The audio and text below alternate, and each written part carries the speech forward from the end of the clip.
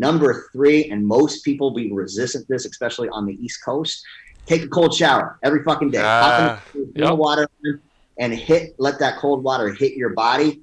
2-3 minutes in there, just breathe through it, because that cold water is an exact example of all the stress you're going to face in the day. People are going to be pissing you off. They're going to be in traffic. They're going to be irritated. Someone's going to say something that's going to trigger, and you're going to want to go off and lose your temper. But if you can stand in the cold, stand in the anxiety, stand in the frustration for 3 minutes and just breathe through it, you will come out on top in every situation. That ice, that cold, that water represents all the stress we experience in life. So there, right off the bat, there's 3 things you can do to start your day to be a fucking badass.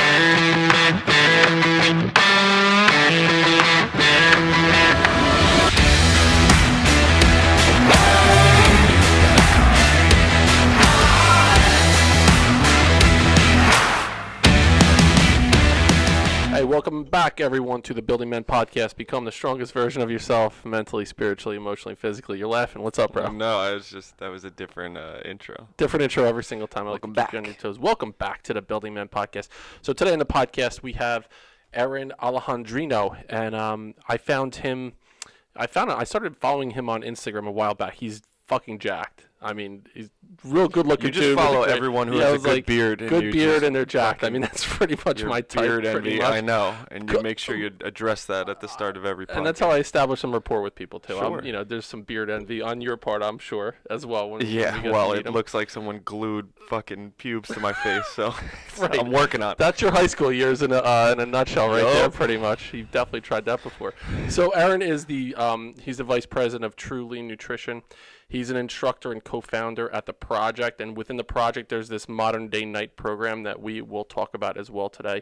He is the founder of a father and son experiential type thing called the Squire Project. He does the Fit Beard on Instagram. He's a fitness professional, a martial artist. He's just a badass dude, and I cannot wait to talk to him, because a lot of the things that he's doing in this space, helping men become the strongest version of themselves, and then helping young men in this brotherhood atmosphere watch men in this brotherhood way. We talk about it a lot on the podcast, the importance of young men seeing men interact with one another in a really positive, productive way. That's what's missing in society right now. So he is a part of doing all of this. So we're really excited to have Erin Alejandrino on the podcast. What is up, my man? Thanks so much for being here. We truly appreciate it. Yeah, great intro. Thank you for that. I love that we've already kicked off talking about tribes of men and pubes on the face. Right, that's going to be part of our promotion for 2022. Tribe of men and pubes on the face. That's we're working on it. So we got to start. One thing I need to start with is this idea of this white belt mentality. I want to go in a lot of different directions on the podcast today, but this white belt mentality, it's something that initially drew me into your mission and what you're doing. So talk to us a little bit about what that means to you and where it came from. I love it, man. Yeah, so white belt mindset is really just recognizing that we are always learning, we're always growing. There's always something new that we can gain from our friends, our families, our opponents, and the competition out there. I think the number one issue that most men run into is their ego. Their ego is the most destructive force in anybody's life. And the white belt mindset is a state of modesty and humility constantly. And I learned it personally from martial arts. I had an MMA gym for a number of years in Scottsdale, and you can't be cocky in martial arts for very long. There's always someone bigger, badder, and more experienced than you. And it just is a constant dose of that white belt mindset that if you are not learning, you're not growing. And as soon as you think you're fucking badass, someone's ready to knock you off your chair there. So as a whole, it's just a philosophy that I like to adopt in everything, because if you're not learning, you're not growing, you're dying. And that is the fastest way to not exceed in life. It's interesting you mentioned that, being cocky, and as former athletes ourselves, it's a really gray area between the idea of being cocky. We all know what being cocky looks like, sounds like, and feel like. We've all seen that dude out there, that overly cocky dude. But we also want to promote the idea of feeling confident in yourself and your ability. So if you have a young man coming to you and say, what's the difference between being confident and being cocky? How would you respond to that? And that's a great question. And a lot of ways that you're going to figure out the difference is by feedback.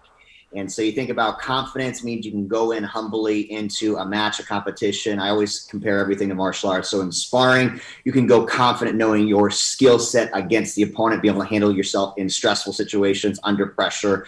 And the cockiness will hop in there thinking that you're indestructible. And that's all it really takes is a couple knocks on the chin to bring that back down to that, grounded level. But the difference between cockiness and confidence is really confidence is a quiet humility that you know that you could handle any type of pressure as it shows up, that you've been there before, that you're not going to be stressed out, overwhelmed, dip into anxiety or lean into your vices. You're confident in your ability to try new things and experience new opportunities without feeling overwhelmed by it. The cockiness it's unearned. Cockiness is unearned. You simply have not had the rep sets and time in the stress to be able to earn that. It's really interesting too, and in the space that we work, and we see so many people that struggle with it. Even the idea of confidence. So I see more men that lack the confidence than are overconfident. That was probably something that went away, and after I was done playing college baseball and into my early 20s. Now people really lack confidence. So people that struggle in that area, what do you do? How do you work with people that really struggle with believing in themselves and believing in where they're going in their mission? Yeah, man, great question. And it ties the two together is a person that comes off as cocky and arrogant is really not a very confident person. A confident person is a very accepting, very welcoming, understanding, empathetic person. But to grow the confidence and not the cockiness is you got to stack wins. The first win you got to stack every single day is honoring the commitment to yourself, honoring the commitments you make and the promises you make, being a man of your word, living with integrity, following through, completing stuff. When you say you're going to do something, fucking do it. Follow through to the bitter end. That's what develops confidence. That's what develops competence. And overall, that's what develops courage. Cockiness is just, I got this and I can, let me show you how I got this. And you get wrapped on a couple chins a couple times and then you don't ever take any accountability. A truly confident person takes accountability for everything in their life. They are a man of their word through the thick, through the thin, through the good times, the bad times, and the hard times. And on the other end of that, you develop a sense of self-assurance and unbreakable balls, really, at the end of the day. That's true confidence.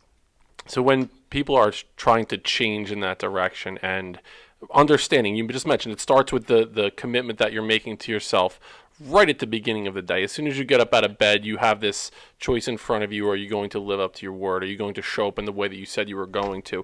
And a lot of it is just the things that you do on a regular basis. So if people are listening to this podcast and they're trying to turn things around, they want to gain confidence, they want to go in that direction, what are certain things that you would recommend, some things that people can put on a list that they can check off? Like, I'll give you an example, like waking up in the morning and drinking a glass of water right away, maybe a meditation. Like, what are certain things that people can do, on a regular basis to start building in that direction? I love it, man. Without overcomplicating, the first fucking thing is don't hit snooze. If you set an alarm clock in the morning, that is your first promise to yourself. Don't hit the snooze button. As soon as you hit the snooze button, that's telling yourself, your subconscious, that the 9 minutes of interrupted sleep in the morning is more important than your values, your vision, your vocation, and your dreams. So that is the first promise that most people break throughout the day, is hitting the snooze button. And then you set yourself on this nasty fucking, somersault downhill. The second piece is, as soon as you get out of bed, make your fucking bed. Take care of what you have. Take care of the space you have, express some gratitude. So there's 2 wins you get to stack first thing in the morning. The more wins you stack throughout the day, the more confident you're going to feel, the more competent you're going to feel, the more that you're going to be able to take on new adventures in life. So first and foremost, don't hit snooze. Just fucking set up a time you're going to get up, be excited. When your feet hit the ground, make your bread. Now you've done something hard. Number 3, and most people will be resistant to this, especially on the East Coast, take a cold shower every fucking day. Hop in the water and let that cold water hit your body. 2-3 minutes in there, just breathe through it, because that cold water is an exact example of all the stress you're going to face in the day. People are going to be pissing you off. They're going to be in traffic. They're going to be irritated. Someone's going to say something that's going to trigger you, and you're going to want to go off and lose your temper. But if you can stand in the cold, stand in the anxiety, stand in the frustration for 3 minutes and just breathe through it, you will come out on top in every situation. That ice, that cold, that water represents all the stress we experience in life. So there, right off the bat, there's 3 things you can do to start your day to be a fucking badass. That just gets me so fired up because that's literally the most like, that's the easiest way someone to put it, and it makes so much sense to me, right? Because how many times do we tell all these people that we do all these things for them and we show up and we're there for them, but once it comes to ourselves, we will break a promise in a heartbeat to ourselves. We won't show up for us, right? We tell ourselves, oh, I'm not going to drink today. I'm not going to do that. And then all of a sudden you start making agreements in your mind of why you don't need to. Oh, well, I could sleep a little bit longer today. Oh, I could go to bed at midnight. I could stay on my phone a little bit. I could watch that movie. I'll watch another episode. And that is just telling yourself every time that you don't believe in you. Yes. You don't believe in what the word that you're saying. And then, again, the power of making your bed. And there's a book about that, isn't it? Yeah. And that, again, just exactly what you're saying. When I do that, my day, I already can check things off my list. And the power of being able to start my day with I did this, this, and this. And then the cold shower in itself, fuck, we could go off on that for 2 hours in itself, because that, every time, I've been doing them now for almost a year. And every single time before, I have negative thoughts in my head. Every single time I tell myself why I can't do it, why it's going to be painful, why it's easier to do a warm shower, why I don't really need to do this. And that's when I know, fuck, I need to do this still, because I still have these negative thoughts. And I don't get out until I calm down. I don't get out until those little demons in my head they stop chirping, and I can just relax in that moment. And that's when I know, okay, I'm good. I'm ready to take on the day now.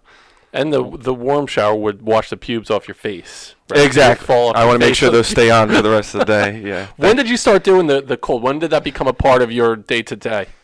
Oh, man, it's probably been about 5 years now since I've been consistently doing the cold showers. I only take cold showers. And it's an easy win. It's like a life hack that it translates into so many, it has a domino effect on the rest of the day, the rest of my life. So it's been about 5 years. I first learned about it through a Tony Robbins event, in-person event. He was talking about, setting your day up. He does a cold plunge every single morning. So I don't have a cold plunge. I live in Arizona at the time. And I was like, but I can probably hop in the shower and take a cold shower. And I just remember just feeling the anxiety, the frustration, the irritation of why am I doing this? This is stupid. But then as soon as I got out, I instantly got flooded with these chemicals of feeling good. It's I accomplished something hard. Then I started to research and do a little more details on that. Wim Hof was just starting to come up. He's that crazy Icelander, Iceman guy. And I did one of his breathing courses where it's all about ice bath submersion. Got really into that practice, that modality. There's a ton of benefits around cold exposure too. Boosts your testosterone, burns fat, helps fight inflammation in the body, makes your dopamine receptors, fire more efficiently, so you feel good from it. So other than the science side of it, doing the hard fucking thing first thing in the morning is this has got to be a non-negotiable. This is just what I'm going to do. So it's something that we deploy in the project. We do in the Squire Program as well. We teach these young men how to go into the ice, how to breathe through it, how to center themselves, that the ice represents all the stress and chaos that they're going to experience in life. And that rather than shifting to evasive or to being irritated, frustrated, and saying fuck you to their parents, they can just breathe through it. So it's non-negotiable every day. So you mentioned the project. I'd love to just get a little bit of an idea about how that started. How did you become involved with that whole movement? Because it's so important. And I see the posts around it and how it just, you create a brotherhood. You create this feeling of community, a feeling of accountability, a feeling of togetherness, but around doing some hard fucking shit at the same time. So talk to us a little bit about where that idea came from and how you got involved in it. Absolutely, man. Well, first and foremost, it came from a place of need because I never had it. I was raised by a single mom. I had 3 very abusive father figures growing up, and I'm an only child, so no siblings. And so I always wanted a group of guys that I could lean into and trust. But for the longest time, I didn't trust men. I didn't trust men because my real dad is a deadbeat. The second father figure was a drug addict, ended up dying with a needle in his arm. Third father figure was mentally, physically, emotionally abusive. And just toxic guys because they had stopped leveling up in their own life. And so I always felt disconnected from the tribe of men. And so I knew that I needed it. And the only place I ever really had it was in martial arts, inside of sport. But it was limited because it was just, for a couple hours of training, and then there was not enough of the really brotherhood there. Over the course of many years, I recognized how much more that I just needed that. It was a big piece that was missing because if I couldn't trust other men, I realized I probably really couldn't trust myself, which was the root issues of the majority of the sabotage and issues that I've gone through. Over the last few years, about 4 years ago, I started to be very intentional with trying to build that, but I didn't really know where to start. I just knew that I needed it. There was a handful of books that pointed in the right direction, that men need men, and we need men that are having the hard-hitting, feedback-rich conversation, that are proper, healthy models for masculinity. And then 3 years ago, I got invited to launch a supplement team with one of my mentors, Bedros Keuilian, and him and I were just starting to work together in regards to launching this company.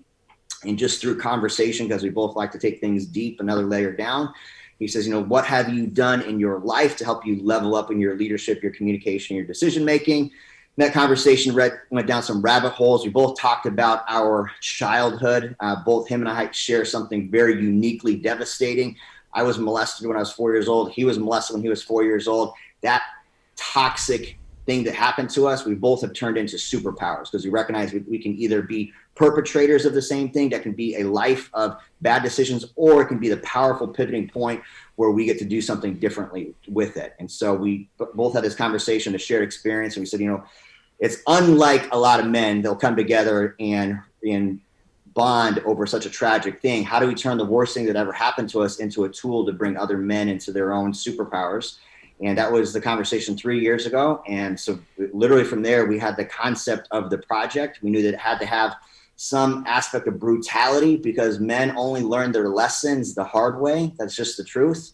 Most guys don't pay attention until they are facing debt, divorce, diabetes, or death. Then they're getting their massive wake-up call. And if we can foster and create that environment using the philosophy of physicality, where you're getting your fucking balls dragged through glass, and I hate to be so vulgar, but that's how we learn lessons, is literally the hard way. If we can create that inside of a boot camp environment, we could probably deliver some really amazing lessons. And so that was the concept 3 years ago. During that time of the conversation, a Navy SEAL popped up in our ecosystem. There was already an angry Marine that was part of our friends and family, and then a former U.S. SWAT operator. And then through the conversations, all 5 of us had some fucked up childhoods. We had just very similarities where we didn't have the modeling of a strong, healthy male role model, but we had still been very successful in our own right. And so we created a curriculum. We started to do some research as to what works with helping guys level up. And it was really just through trial and error. We just had, last week, we had our 11th graduating class. Wow. Over the last 2 years. We had 33 men join last week. We had 24 that graduated. And so now we've got a growing brotherhood. We're over 100 men that have gone through the program and graduated. We've had over 250 men that have gone through it and did not make it. But we've interviewed thousands of men over the last 2 years, and the program just continues to get better and better.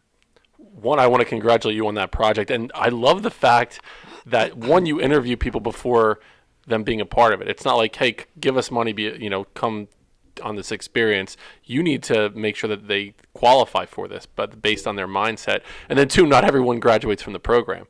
So it is like a Navy SEAL type thing. It's a fucking boot camp where you don't just, get the certificate of participation. When you're done, everybody gets a trophy. You have to level up to be a part of it. It's truly a brotherhood when you're through that. That's tremendous. Yeah. So before I get back into the MDK program, I have a lot of questions about it. One thing that you mentioned, Erin, is the shared experience that you had with Bedros and a couple of the other guys that you had mentioned. And my experience in education is working with teachers that work with students around trauma, things that they're experiencing as they're growing up between 0 and 18 years old. There's the adverse childhood experiences that manifest themselves physiologically as adults, like things that we experience that we're not able to sit with at the time. So we experience something emotionally in this moment that at that moment we're unable to cope with the gravity of that situation. And then it starts to change the way our brain is structured and made up as we grow up. I had an experience when I was in middle school that I talk about frequently on the podcast, that it changed my brain makeup, and I became this people-pleasing approval seeker in relationships as a young adult, into an adult, into a marriage, and it really fucked with the chemistry of my brain. Deep question, but did you notice after going through that experience, you had mentioned the experience when you were 4 years old, did that impact the way, or can you recognize how that impacted you in relationships as you went through middle, high school, beyond, because of that experience? And that is a deep, multi-layer question. Yeah. And then just before I forget, have you read No More Mr. Nice Guy? Yes, absolutely. That was part of my journey going through that. Without a doubt, it was like my Bible for a period of time, because that's who I was. The covert contract, the trying to like these transactional type things that were. I just said it to Anthony before we started recording. I was like, holy fuck, I can't even believe that's how I showed up for such a long time. Like, I was giving to get. There was this constant covert contract that I was having these transactions that other people didn't even realize they were having with me because of this experience that I had. I was showing up in this really inauthentic way. Yes, 100%, man. That's beautiful that you connected. That's one of our foundational requirement reading materials inside the project, because we're finding that 98% of men in some capacity deal with that nice guy syndrome. So that book, I read that 10 years ago, just about 10 years ago, and that was pivotal in my personal development experience. Reading that book, I was like, shit, this guy's been following me around my entire life. You're like, what the fuck? But to answer your question, we build limiting beliefs based on these tragic, traumatic incidents that happen to us in our youth. When something happens to us that breaks our perspective of reality. For me in particular, it was my safety was taken from me. I no longer felt safe. I recognized that the world was unsafe, and that those that were supposed to look out for me were not looking out for my best interests. And so safety, chaos, frustration, irritation, confusion, rage, all those feelings to a young man, a young brain at 4 years old, you don't have the words to articulate. So yes, 100%, it creates all kinds of patterning and behaviors as you get older. Looking for safety, looking for that feeling of love, looking for security.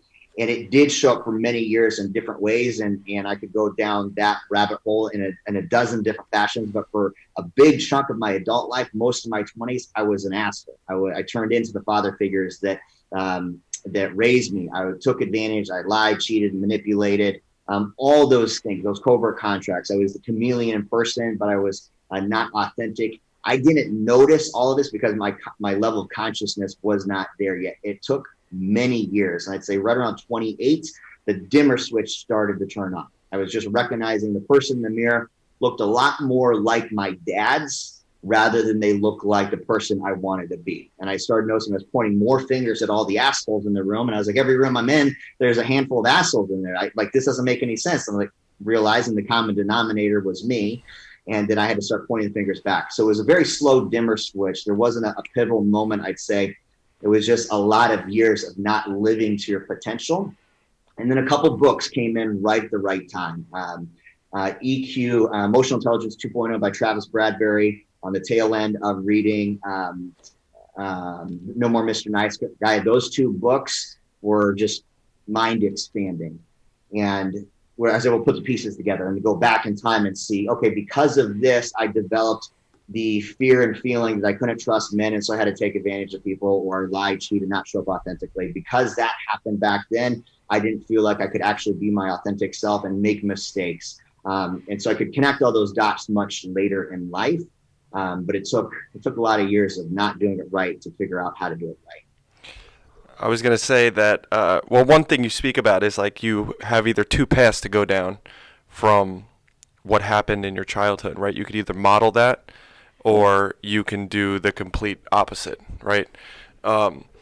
So you feel like recognition is the first part, like just that awareness of what it is and how you're emulating that in your real life. Do you feel like that, like if there's one step to do, it would be like take a deep look inward and start to figure out what happened to you and why you are the way that you are, or what went on in your life, or almost like revisiting those moments and seeing how they're showing up in your life right now, and then taking the path to change that and go in the opposite direction? Yeah. I think that there's two ways you can look at it, right? You can always go back to your earliest childhood trauma, which is always a good place to start because there's a lot of pain, anxiety, frustration, and fear and unease around it where you can start to untangle that thread. Or you can start with where you're at and ask yourself the question, do you want what you have? Do you want the life that you have? So I was looking at my life from the standpoint of I wasn't in the relationship I was in. I wasn't in the shape that I was in. I was overweight, distracted, pissed off, angry. I wasn't in the business that I was in. I wasn't around the group of friends I was in. So if I ask myself, honestly, do I want what I have? Fuck no, this is horrible. Like, this is not who I want to be. This is not the life I want to live. And then from there, I got to reverse engineer and kind of rebuild the pieces. But you got to start on either ends to really untangle your life. You got to look at where you are now, where you came from, and really unweave that tangled Christmas life. Otherwise, you're missing out on the greatest opportunity to live. I look at the visual almost like Clark W. Griswold handing Rusty the ball of lights. Ball of lights when he's like, I got a little knot here, son. You got to untangle little this knot. little emotional knot here for you, son. So before I get into the project, the MDK project, and that when men come to you with this emotional Christmas ball of knot together, I love that's the bringing tagline. That's what I'm going to do. Can't use it. We're patenting it. So. I first want to start with you mentioned martial arts was a big part of your growth and your development, and that was something that you leaned on at an early age to help you get through. I'm always fascinated as young men go through the journey in school. And school and education are not synonymous. We're both, now knowing Matt Beaudreau and his idea about schooling and education, I wholeheartedly believe in that if you just get your education from school, you're not truly an educated person. So there's a lot of other lessons that come along the way. We develop our sense of masculinity based on how we see other men interact, and as that's developing, if we have negative role models, it could skew our idea around masculinity. We have a father who he's more of the blue collar, alpha male, work hard, put your head down, make money, provide for your family, but it wasn't a whole lot of being able to express ourselves, and it was like, all right, pussy, shut the fuck up and stop crying. That kind of thing as well. So as you're growing up with these three really negative male influences in your life, where did you develop your sense of masculinity in school? Was there anyone that you looked to as a mentor, or you just developed it for yourself and you had to really knock it down and rebuild it when you were in your late 20s? Honestly, man, I don't know that I had one. There were many years that I questioned. I didn't know what it meant to be a man. My mom was my main role model and the most consistent person in my life. And because of all the abuse that these other men had put her through and me through, her perspective on what it meant to be a man was very jaded. Men can't be trusted. Men are manipulative. Don't end up like your dad. Just a lot of hate, judgment, anger, frustration, irritation from her own pain. And so I had a hard time identifying, being a man and not taking on the baggage that she had gone through. So for many years, literally in late to my 20s, I didn't know what it meant to be a man. I just modeled the behavior that was around me, and it took a lot of time to rebuild that. The biggest place, and say the closest place that I had as a really good archetype on the type of man that I wanted to be was comic books. I think about how great comic books deliver the lessons, their age-old stories delivered through action-packed pictures and stories. And every boy at some point wants to be Superman, Batman, Wolverine. And the models of masculinity that you can extract from the comic books. Okay, this is what it means to be heroic. This is what it means to show up for other people. This is what it means to be service-minded. This is what it means to go purpose over pleasure. All of those lessons were, for me, delivered through comic books. And even in martial arts, I saw that men are able to be, flexible. They're able to be dynamic and powerful, but there was not enough consistency of the character. I moved around a lot, so I didn't have one strong male role model. Comic books followed me everywhere. And so I'd say that is where I got a lot of my ideals of how I wanted to show up. It took a while in the late 20s before I connected the dots that I'm actually admiring values that I can also have in myself. They're not just something that has to be a fantasy. I don't know if I answered your question directly. Definitely. Who was your comic book? Who was your guy if you had to pick one out? Batman and Wolverine. Everyone likes Superman, but he was kind of a weenie in a lot of things. I think the real Superman, if we had his powers, we would be a little bit more fucked up. But Batman I like because he was just an average dude that made a ton of money and had some cool gadgets, and he was a little bit ruthless. And same thing with Wolverine. I love the idea of just being a savage and ripping heads off if necessary. And both those guys had that really dark side to them. It wasn't goody two shoes guys. They both had the darkness in there too. Yeah. And I think something that a lot of guys are afraid of, in that nice guy syndrome, because we're brought up around, toxic males, just undeveloped, immature men that don't lean into their emotions. A lot of guys are afraid of the violence inside them. They're afraid of the aggressiveness. They're afraid of really turning it on and being violent. But there's a time for it. There really is a time for violence and aggression. And it's our greatest gift. And that's so funny you said that, because I think that was the hardest thing for me. Because like we talked about how our father was more of this like authoritarian figure, didn't really show emotion ever. It was just like, you work, you make money. This is part of being a man. This is what it is to be a man, and everything else we'd go to our mother for. So part of us resented him for that, and so our mom would also talk shit about him in front of us, and so we would look to her as like, we don't ever want to be like our father. Never taking some of the things that he has as a positive, looking at everything as negative in that sense. In some cases. So I became very emotionally intelligent, but would never tap into that masculine energy that I had within me. Like that ability to stand my ground, right? The ability to be fierce when it's needed. The ability to set boundaries, stand up for myself, speak up for myself, right? And I would always, especially now what's going on where we have labels for, toxic masculinity or calling it a name or saying it, that it's something wrong to be a man, right? And I think toxic masculinity is another way of saying people who have no idea who the hell they are, who are just emotionally unstable and just freak out for no reason. That's a big difference than someone standing up for themselves and protecting the ones that they love. And so finding that balance between this two is so important, and I learned to repress that. And so sports allowed me to get that out, but everywhere else in my life I would sit with it and it would fester inside me. And in that festering is where, so many identity issues come up, vices come up, drinking, drugs, pornography, whatever it is, because there's not a healthy outlet for the natural assertiveness that is hardwired into us guys. I love that. And I dealt with every single one of those vices myself in that period as I was repressing things. One thing you said, Aaron, that made me think of, I just recently saw Jordan Peterson he was talking about, people say, don't be a monster. And he's like, fuck that. He's like, be a fucking monster.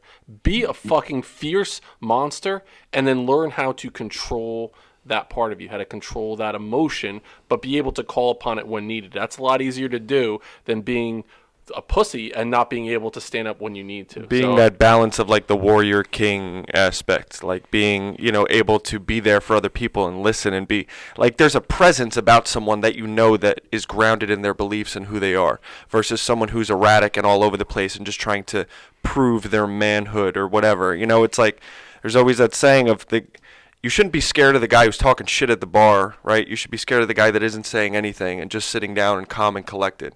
That's also the difference, I think, between someone who does martial arts versus someone who doesn't. They're not the ones talking shit. They're not the ones out there like in your face trying to be loud and known and like, look at me, because that's someone putting up their shield because they're scared and insecure with themselves. And the people who aren't that are the ones who they know they could handle themselves, right, in whatever situation comes their way. So they don't need to speak about it in that.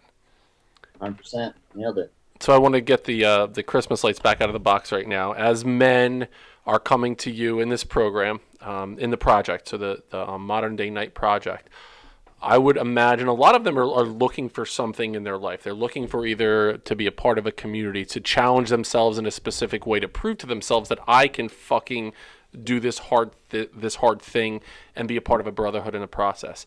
I would also speculate that a lot of them have this entanglement going on emotionally, that there's something there that's been getting in their way of being the man that they are truly called upon to be.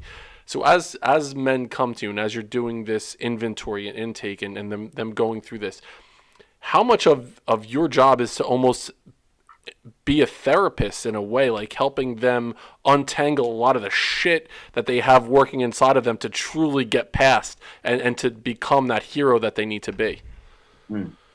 That's a great question. So we're not therapists. We're a bunch of knuckleheads at the end of the day that have taken the worst thing that ever happened to us and have turned it into a powerful platform to help and serve people. And we tell these guys coming into it. But what I will say is that we've all been through therapy. Myself and Bedros have spent quite a bit of time in therapy because we recognize I don't want to be in control. I don't want to be controlled by anything in my life that I'm not in control of. You know, when you are emotionally triggered by the environment, you're not in the driver's seat. And so everybody should go through therapy at some point in their life. But these guys that come to us, for the most part, they've reached some level of success. And that level of success has forced them into feedback. A very well-off business person is not getting feedback from employees, teams, or family because he's writing the paycheck. And so more often than not, they're creating these little tornadoes, these emotional tantrums around them that they don't notice until they get hit with something. It's death, diabetes, divorce, something that is on the edge. Our good friend, Jason Redmond, former U.S. Navy SEAL, talks about it as the X. This is the X that you stand on when all the fire, all the bombs, everything is literally coming to that one point. And these guys are standing on the X, recognizing I can't ignore the feedback anymore. And so the feedback they're receiving is typically their wife is no longer paying attention to them, or they're on the edge of divorce or separation. Their employees or team no longer respect them. The kids don't respect them. They're starting to feel their life crumble. The house of cards that they've maintained for so long is starting to fall down. They've hit this glass ceiling and they're looking around for the answers. This is typically when the vices show up because they know something's off. They know they have that aching feeling inside their soul that they are not living their path. They're not living their purpose, not living with passion. And so they start going to their vices. Vices are a slippery slope. It could be overeating, overconsumption, over drinking, then leads into pornography, affairs, whatever. And it's a spiral. It doesn't take much to start going down the path of vices. So they start sabotaging, and then they're reaching out. And then we've got some really good copywriters in our team because all of us are living the copy. We've all been there at some point. We've fucked up our life. We've burnt everything down to the ground. We've burned the best relationships. We've burned businesses. There's our crest, which is we've got tattooed, the instructor's tattooed on our hands because this is a very meaningful thing to us. It's got 2 axes and it's got a skull in the center. The skull is to remind us that as men, we're going to fucking die. Like none of us here are going to live forever. And so we have to use our time with purpose. But the 2 axes represent the 2 things that men do their entire life. 1, they either build, or 2, they battle. They're always battling our demons, our darkness, and the worst thing that happened to us. And if you're constantly battling everything in your life, you never really get to build something.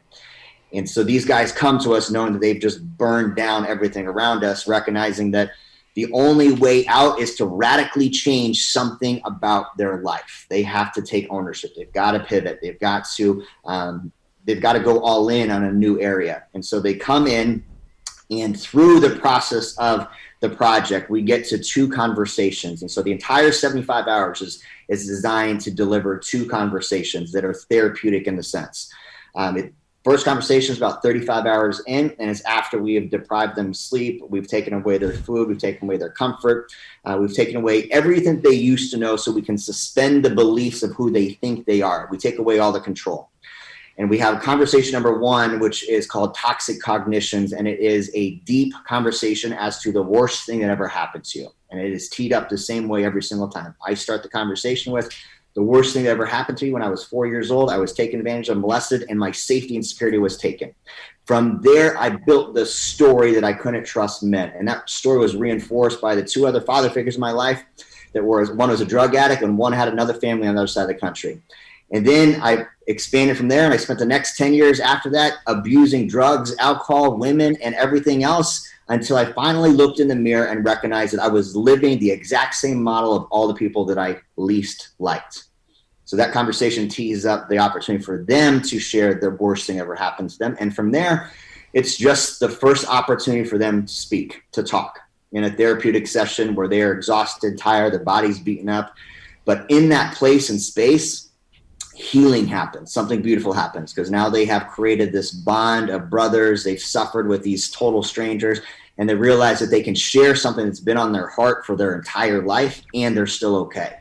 That's like step number 1. And then from there, we have another conversation about 10 hours later after we beat the piss out of them again. But it's all about getting the safety and allowing these guys to have a little bit of safe place so they can go back to their normal life, knowing they can share what's on their heart, knowing they can be vulnerable, and that they usually typically always from there will go into some type of therapy on their own. So as a whole, the way that we expose the problem is we exasperate whatever pain that they're in, irritate and motivate them to make a decision, and then give them the tools.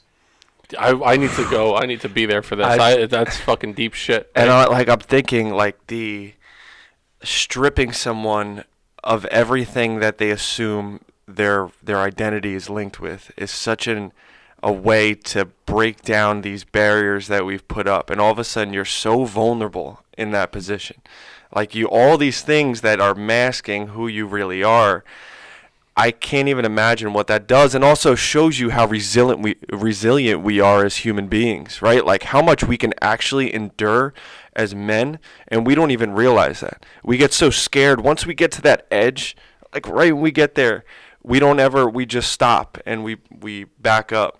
We don't ever actually keep moving forward with it. And you showing them, like, look at how much you can take on. Look at how much shit you can take on and still push through and move through all of that. It's like Goggins, right? It's like David Goggins, you can't hurt me. It's that idea we're only pushing as human beings about 40% of what we're actually capable of doing. So I give you all the credit in the world for being a part of something that's so powerful and it's so needed in our society today. I'd love to shift and talk to you about that Squire program now, because for us to help the future and men not get to this point where almost through the Squire program, you want to make MDK almost, something that's not as important because it's obsolete, right? Because we're doing the work at an earlier age when young men need that experience. So now understanding what modern day night looks like, sounds like, feels like. Talk to us about the Squire program. So if I'm a father and I have a son, and I do, who's 16 years old, who needs these really important life lessons, these rites of passage, these challenges in his face right now, what is that program like? I love that, man. First off, I hope you'll join us for the Squire program coming up in January. I'll send you the dates offline, but we'd love for you and your son to come out and join us for that. But as a whole, our vision for the Squire program is we recognize that the project is really not scalable. There's 5 instructors that we have got magic and chemistry. We create just a beautiful canvas of art for 75 hours. It's very unique. It would be hard to duplicate with other people inside the ecosystem. But what we're hoping is that with the Squire program, we become obsolete. We get ourselves out of jobs because we can heal a younger generation. Because I think what's missing is that most young men were not given a rite of passage. They weren't taught what it meant to be a man by a healthy man. Yep. So the Squire program is 100% about a rite of passage where you can invite the young man to the table of adults, have a conversation with him, and let him know that he's transitioning to a new phase of his life. Biology and nature for women guides them through rites of passage by nature. They get their period, they develop breasts, like they become women. Men don't have that. Boys don't have that. And so often we forget that we used to have that. We used to have this from our tribe. We used to have this big rite of passage where the young men would be ripped away from the clutches of their mother, and the tribe of men would come and take him and cut his skin, push him off. The nation says, now you got to go make your first kill. And if you survive through the night, then you're a man. And they welcome him back. Everyone celebrates. They break bread. And it's this just transition. They went into the unknown, the wild unknown by themselves, and that they've been given the skills, the guidance, and they haven't been babied and they haven't been, overly nurtured, but they've been given just enough to see how powerful they are. And so we create that within the Squire program, where we give the dads the tools to take their young men through this rite of passage. And then the young men on the other end recognize, I can trust my dad. He's going through this work with me. So I now have a voice, a model of masculinity, someone that I can lean into, and now forces the dad to really put into light all the work that he's been doing. Because the lessons that we learn from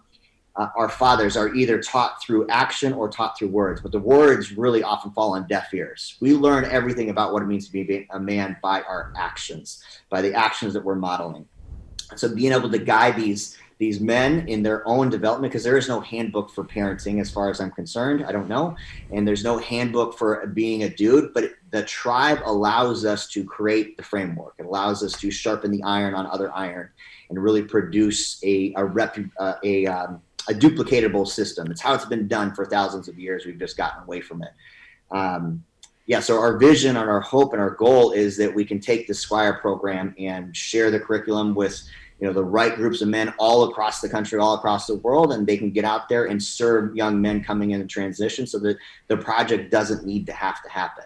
Because at the end of the day, there's only so many fucked up guys that we can repair. And the thing about it, which is crazy, it takes 75 hours for the light bulbs to come on for the adults. Right around hour 35, hour 40, switches start to, flicker, and you see the beast come out. You see them being confident, being decisive, taking leadership roles. And then by 75 hours, they're excited. But then they go back to normal life, and then they start to decline if they don't stay plugged in. With the young boys, it's like hour 3. They're fired up. And they remember who they are quicker because their timeline is a lot shorter from the earliest memory. And it is so much easier to keep them engaged because they're excited, they're enthusiastic, they haven't been dampering their light for many years, they're not jaded, they've got less emotional trauma. And so if we can repair it at that age, dude, it's an endless possibility for a great future. Those of you that are listening right now know that this is exactly what I've been talking about since the podcast started on July 1st of 2020. The idea that young men need rites of passage. I forget what episode it was, episode 4 or 5, something like that, where I said, as a society, we're missing this in the world. Young men don't have this opportunity to become a man. They're not ever. There's not a delineated time stamp like there is for a young woman, as you mentioned, for them to be a man in society's eyes. Matt and I talked about it. I said, what age do you think that society is telling people that they're adults, or that young men are now men? And he goes, I've heard 30 years old. He said, I heard people talk about it being 30 years old, that, people say, okay, he's a man now. He's able to do these things on his own. And it made me so sad of a father of a 16-year-old young man. I said, that can't be the case right now. We need to do something. We need to work together as a society to help young men go through these rites of passage. So the fact that you are doing this, I just wanted to credit you and this group, because it is so needed in society today. I saw it as a middle school principal. We were babying these young men and not letting them truly become who they were meant to be.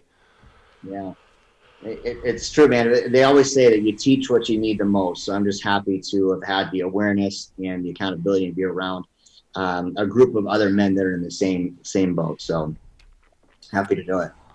So, Erin, where can the Building Men podcast audience find you? How can we connect with you and everything, all these great things that you and Bedros are doing right now? Yeah, absolutely. Instagram, probably the fastest, most efficient way. Instagram, the Fit Beard. And in my drop down in the bio, there is a link to the Squire Program, the MDK project, of course, TRULEAN Nutrition. But as a whole, I'd love to connect with any of your listeners and viewers on that channel. Truly appreciate it. Anthony, any final words? Dude, I love what you're doing. This is exactly what we need right now as a society. So thank you for that. And don't hit snooze. Make your bed and take a cold fucking shower. Start tomorrow. Let's go. That's what we're going to do. So for the Building Men audience, building.men on Instagram, buildingmencoach@gmail.com is our email address. Our website is buildingmen.io. If you haven't been there, it's undergone a transformation recently, so check it out. We're proud of what we're doing on Building Men. Erin, we truly appreciate it, my man. Everything that you're doing, a wonderful job. I'm so happy we were able to connect. Love to have you on after a couple months. Anything that we can do to further perpetuate your message, we'd be happy to do so. Building Men audience, go a step further than you thought you could go. We'll see you next time on Building Men.